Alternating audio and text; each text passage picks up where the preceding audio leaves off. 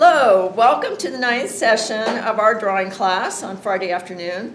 And today we're kind of changing what we're drawing with. We've been drawing with pencils all this time. We're going to go start doing some other things with this week. And what we're going to start with is, this is ink drawing, but it's actually not pure pen and ink, it's like Sharpies. So that's what we're going to be doing today. And we're going to do 4 different styles of drawing. Starting with contour drawing, cross-hatching, point drawing. I don't know if I'm naming these the right thing, and then contour line drawings. I don't know if there's another name for these things. But I'm going to demonstrate each of them. And I told you to bring 3 things with you today, but I really needed you to bring 4 things. But I didn't tell you the 4th thing because I was pretty sure you would have it. And that is a shoe. So we're going to start by drawing a shoe.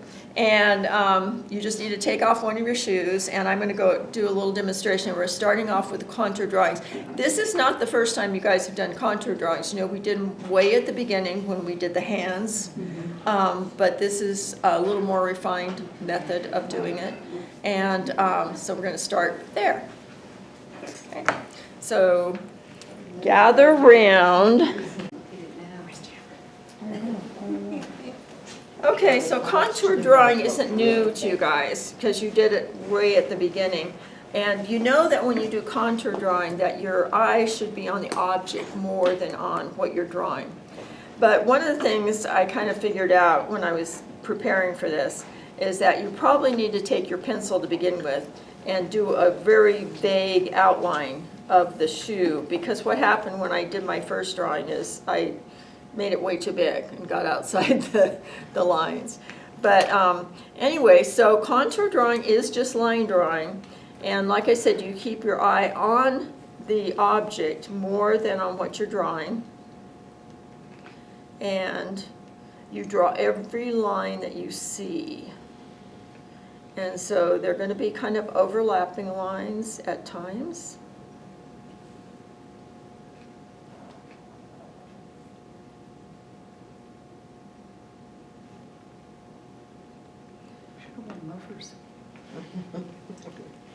And if you have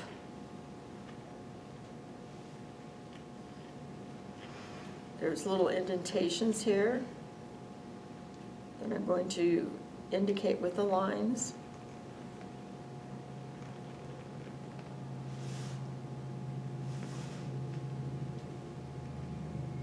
And if there's folds in it, you can make lines on the folds.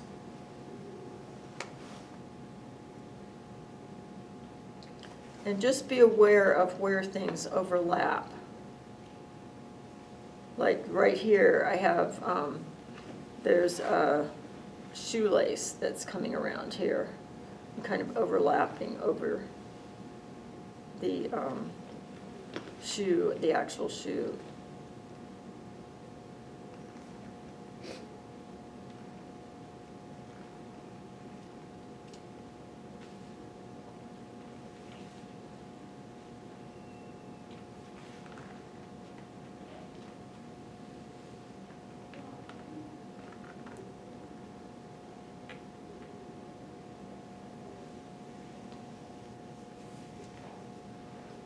Shoes are kind of a common subject matter that artists use a lot. And there's a very famous picture by Van Gogh of his kind of boot kind of shoes.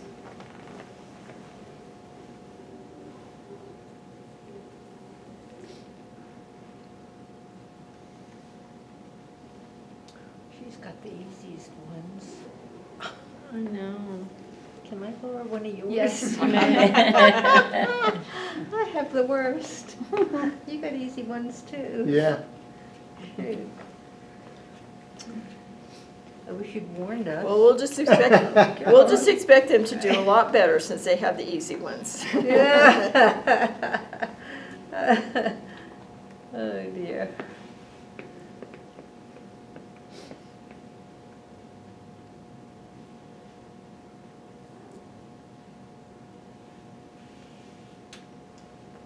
So, you know, just just make sure that you're really concentrating on the subject that you're drawing more than on what you're drawing with. Erasing. I know, no erasing. No, that's one of the downsides Can of, we draw with a pencil first? Yeah, she yes, said, yes. Okay, good. and then if you have a white one, you can paint over it. Use whiteout. You're funny. Do they still sell that?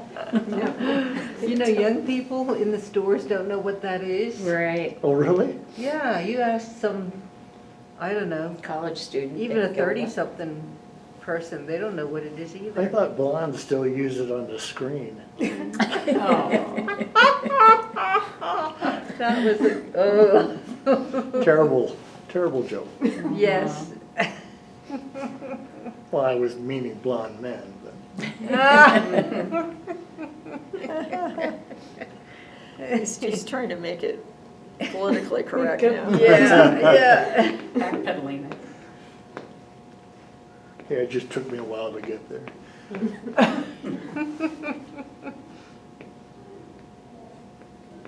Okay, so you kind of get the idea from what I've been doing. So we can start out with pencil, like the general shape? but then Yes, we the should general try shape, and- just kind of keeping it. And, you know, it doesn't have to be perfect, you know. It's, Thank God. contour drawings aren't, generally speaking, perfect. They're always kind of skewed a little bit.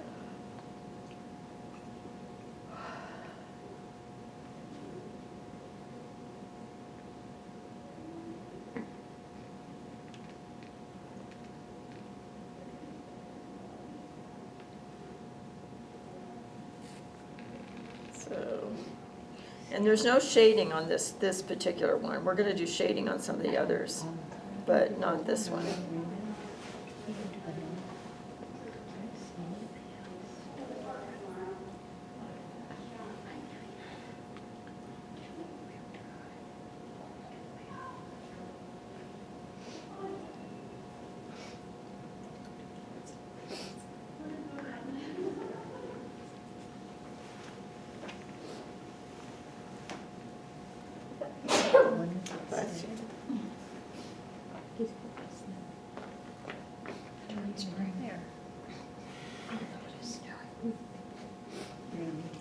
Then it's pretty much par for the course here. Yeah.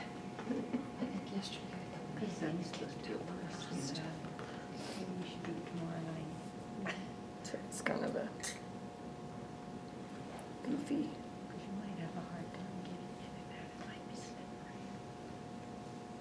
slippery. Okay, so that's kind of the idea.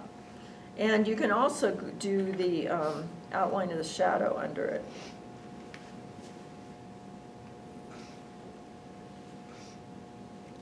And a table line. Okay? All So right. go have fun. Okay. Okay, now I asked you guys to bring some rounded things, and there was a reason for that. It's because you really need to know how to draw something that is round so it looks like it's in perspective. And the way that you do that is you look at the top, and that is an oval. And at the bottom, it echoes that same oval. So you have the same design. And how you do an oval is just really lightly just go around like that, and you'll get it pretty good. Not perfect, but pretty good. And then put straight down the sides. And echo that oval at the bottom. You can't see the other side of it. If it were a clear glass, you would see it like here. Be like that. So that is basically how a rounded object looks. This one has a handle on it. So very carefully just draw it around and try to get the bottom to line up with the top.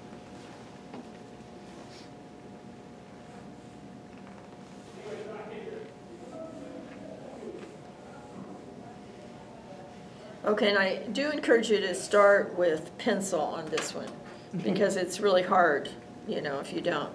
But we are gonna do cross-hatching, and that we're gonna use an ink pen. And there's lots of different ways to do cross-hatching. Cross-hatching has been around for hundreds of years.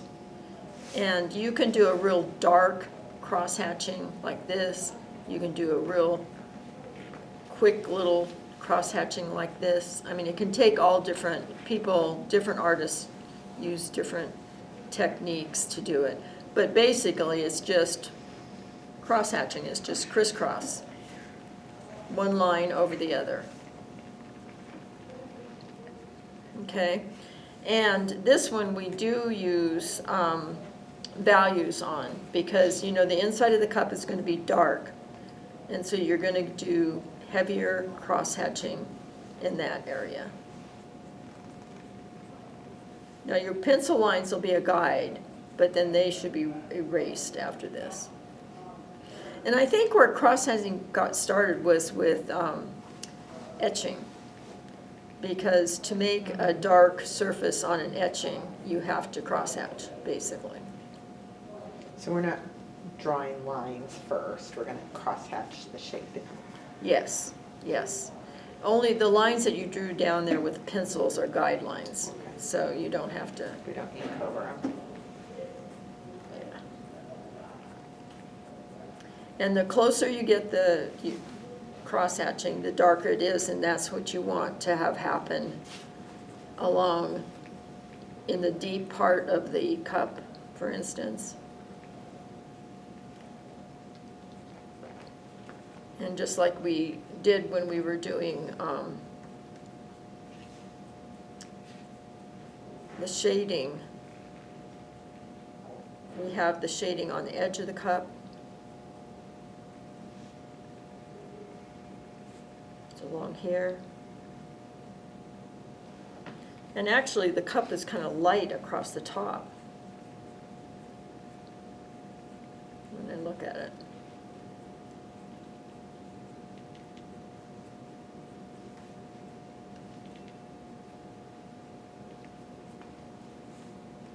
And of course, it's going to get darker toward the sides. And one side is going to be darker than the other, and a little deeper shadow.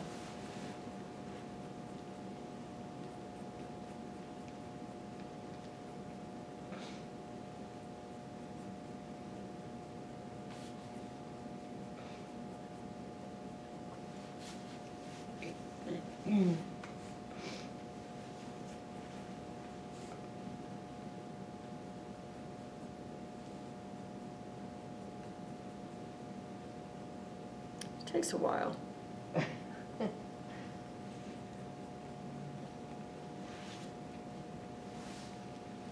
you just keep going like that.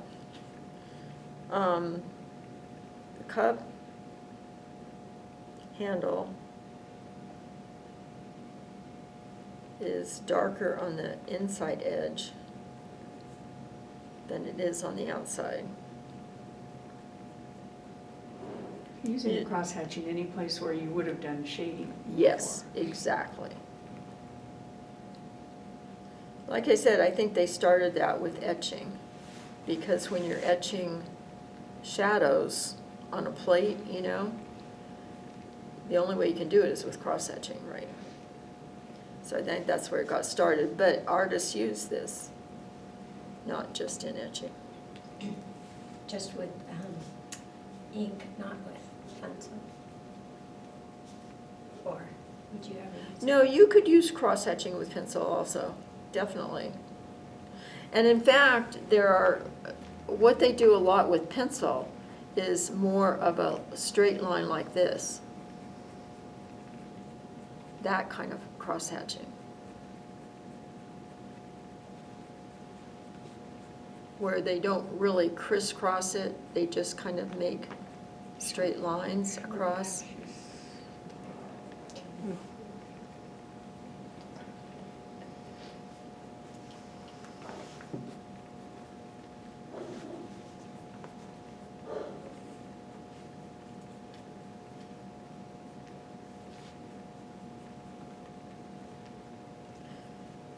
So basically, that's what you do. You just keep making these little lines and building it.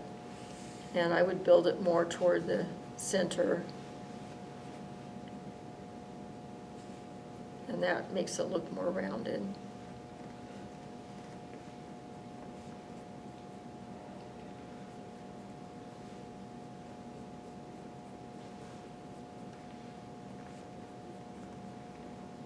I think I've got one that I finished. That There. would be kind of the way it would look. And you can even crosshatch the shadow. Should probably be straighter here. Okay. Okay, so go have fun with that. Now, I'm giving you a little bit more of a challenge now in that we're going to use all three of your objects, and so they're overlapping. And you have to get that overlap really good. So that means that, you know, you use the oval again to make the top. And everything in that, on this bottle right here that I have, everything echoes that same oval. So you just make sure you make the oval everywhere.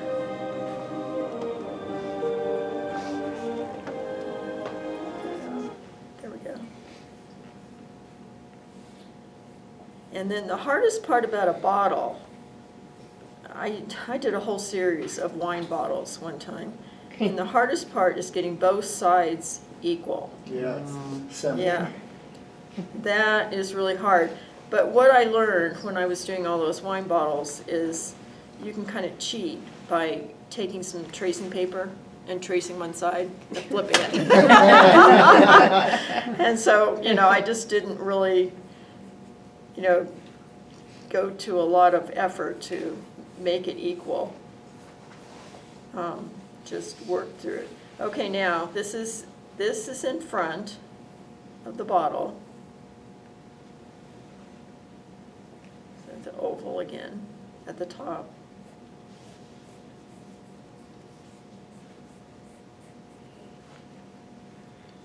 And the handle again.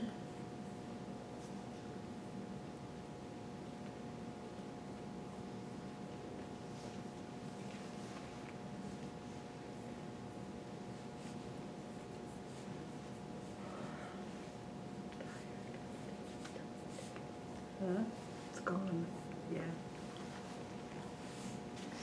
And there's another overlapping in front of this. So make sure when you're putting more than one object in front that you pay attention to where the bottoms are. In other words, this wine bottle ends here and the cup ends in front of it. This bowl ends in front of the cup. So you want to do that. That's going to make it look right if you do that. Now, what we're going to do on this one is, I'm calling it points, but they're dots or whatever. Stipple, that's it, stipple. And again, we're doing the same shading pattern with going dark on the sides and getting lighter where it hits the front. It's darker along the edge.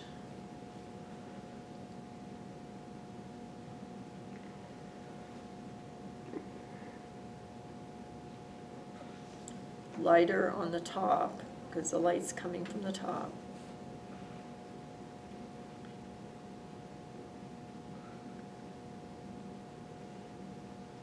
And darker along the sides. The shading is all the same, no matter what technique you're using. Use the same shading techniques.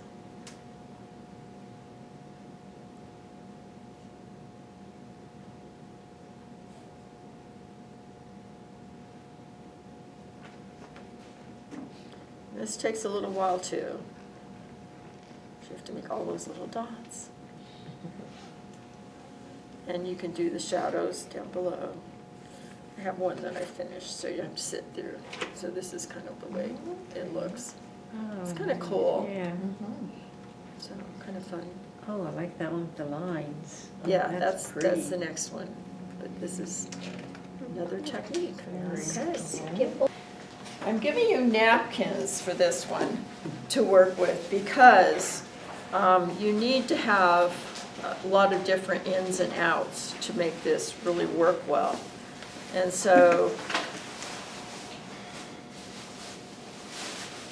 you can do just a contour. It's kind of a takeoff on a contour drawing.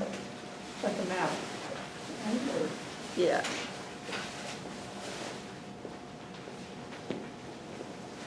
So you do your regular contour drawing, basically.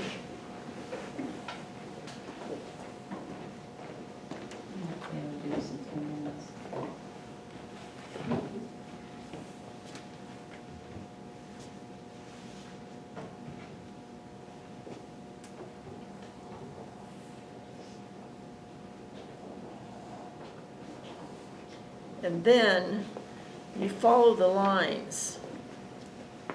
And the lines get closer when they're in a dip or far away and get further apart. But then they do follow the lines that are there. So if I want to show that this is rounded, I would round these lines. And you're using those for shading, right? Well, it's partly for, yeah, it's kind of a type of shading, but it's also showing the movement of the Fabric. the fabric, yeah, where it goes ins and you're following the ins and outs.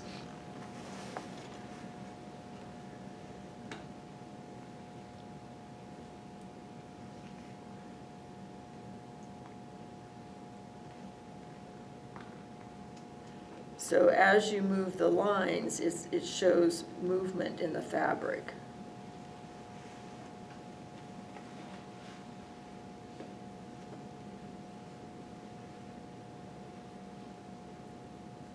It's kind of a fun thing to do.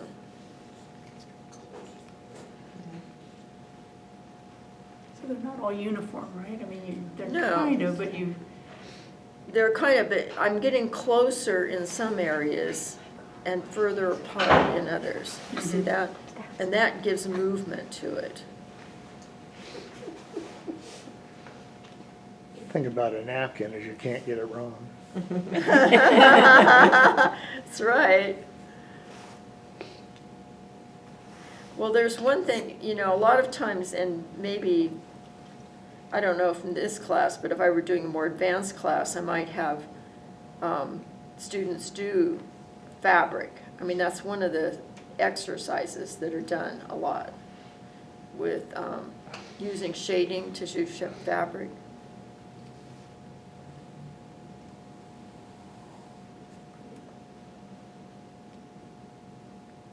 So I'm getting further apart as I get closer to my eye. Do you see how that goes? So it looks like it goes back in space.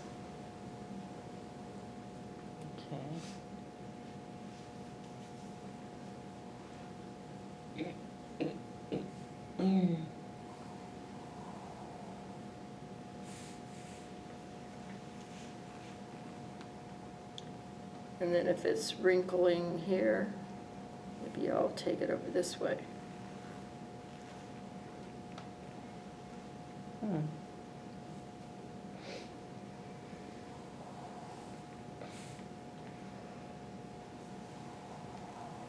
But it just gives a lot of movement to the surface.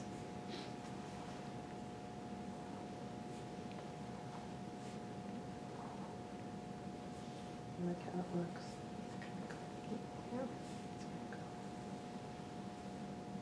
And having it further apart in some places and closer together gives variety to it, you know? fun.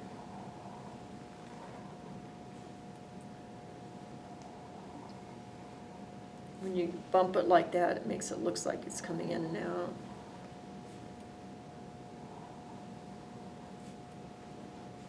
Okay. Okay. Yeah, Oh, kind of yeah. fun. Fun little thing. Okay, go ahead and try that. Okay. Holly's shoe. Carmen's shoe. Harriet's shoe. Shoe. Jean's shoe. Linda's shoe. Terry's bottle. Juliet's shoe. Danita's shoe. Linda's shoe. Evan's bottle.